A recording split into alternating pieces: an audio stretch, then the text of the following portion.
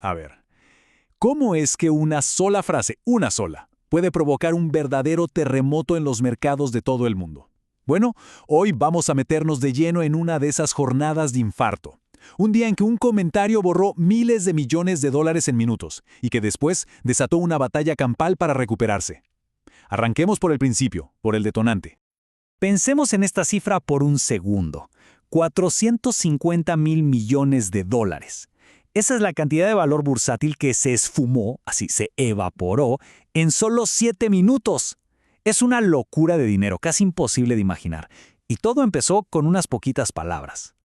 Y aquí está la famosa frase. Este comentario, sumado a la queja de que China no estaba comprando soya estadounidense, fue la chispa que incendió todo. El mercado, que ya venía con los nervios de punta, lo leyó como una nueva y peligrosa escalada en la guerra comercial. La reacción fue, como vimos, instantánea y brutal. Claro, esto no salió de la nada. Era más bien el último round de una pelea que se venía dando en los titulares. Una verdadera guerra entre Estados Unidos y China, un ida y vuelta constante de amenazas y respuestas que tenía a todos los inversores con el corazón en la boca. Y lo interesante es ver cómo cada uno jugaba sus cartas, ¿no? Por un lado tenías a Estados Unidos presionando con los aranceles y con el tema de la soya, algo que le pega directo a sus agricultores. Y del otro lado, China sacaba su as bajo la manga, el control de las tierras raras, que son esos minerales clave para casi toda la tecnología que usamos. Un verdadero choque de titanes. Pero justo cuando parecía que el barco se hundía, empezaron a aparecer fuerzas que tiraban para el otro lado. Porque el mercado nunca va en una sola dirección. Y varias noticias importantes empezaron a hacer de contrapeso, creando una lucha de poder increíble. Y acá tenemos a los salvadores del día. Primero, el jefe de la Reserva Federal, Jerome Powell, salió con unos comentarios que sonaron a música celestial para Wall Street, básicamente insinuando posibles bajas en las tasas de interés. Después, desde Europa, una buena noticia. Francia ponía en pausa una reforma de pensiones muy polémica, lo que bajó un poco la tensión allá.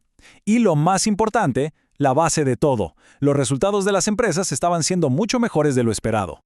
¿El resultado de toda esta mezcla? Pues una sesión que fue una auténtica montaña rusa. Hubo pánico, hubo euforia, una volatilidad tremenda y durante gran parte del día nadie sabía para dónde iba a disparar el mercado.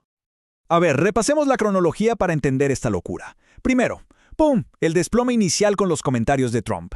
Acto seguido, un rebote técnico clave. El S&P 500 toca un piso importante y los compradores entran con todo.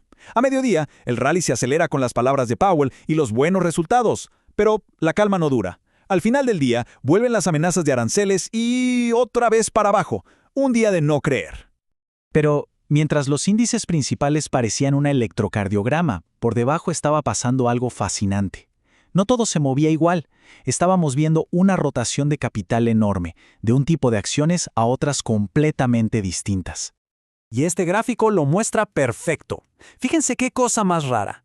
Las 7 magníficas, o sea, los gigantes tecnológicos que siempre tiran del carro, se quedaron atrás. Y mientras tanto, las acciones de tecnología no rentables, esas que venían súper castigadas, tuvieron uno de sus mejores repuntes en años. Un movimiento totalmente a contramano que dejó a más de uno con la boca abierta. En medio de tanto ruido político y volatilidad, había un ancla que mantenía todo más o menos en su lugar. Los datos de las empresas. Ellas estaban hablando a través de sus números, y lo que decían era, en general, bastante bueno. Y no eran empresas menores, ¿eh? Teníamos desde el lujo de LVMH, los semiconductores de ASML, hasta los gigantes de la banca como Bank of America y Morgan Stanley. Todos presentando ganancias mejores de lo que se esperaba. Esta ola de buenas noticias corporativas fue un colchón que ayudó a frenar el pánico. Y el caso del LVMH, ¡wow! Hay que detenerse acá. Una subida del 12.2% en un solo día. Esto no solo fue increíble para la empresa, sino que levantó a todo el sector del lujo en Europa y calmó mucho los miedos sobre una desaceleración económica global. Una señal de fortaleza potentísima. Bueno, entonces después de esta batalla tremenda entre los que apostaban a la baja y los que apostaban al alza, ¿cuál fue el resultado? ¿Quién ganó la pulseada al final del día? Vamos a verlo. Desde el punto de vista técnico, la conclusión fue bastante clara. El S&P 500 dibujó lo que se conoce como un doble suelo. Esto pasa cuando el mercado cae a un nivel, rebota, vuelve a caer a ese mismo nivel y lo defiende con éxito. Es una señal de que la fuerza vendedora de corto plazo fue neutralizada. O sea, todo el daño técnico del inicio del día quedó borrado. Entonces, el resumen del día sería así. Por el lado bueno, el daño técnico se arregló y las ganancias de las empresas mostraron solidez. Pero, por el lado malo, la ansiedad de fondo, esa no se fue. Las tensiones comerciales siguen ahí, sin resolverse, y la volatilidad, como vamos a ver, se mantuvo bastante alta. Y este número lo dice todo. El VIX, el famoso índice del miedo, cerró por encima de 20. Este es un nivel clave que nos indica que los inversores todavía esperan más sacudidas.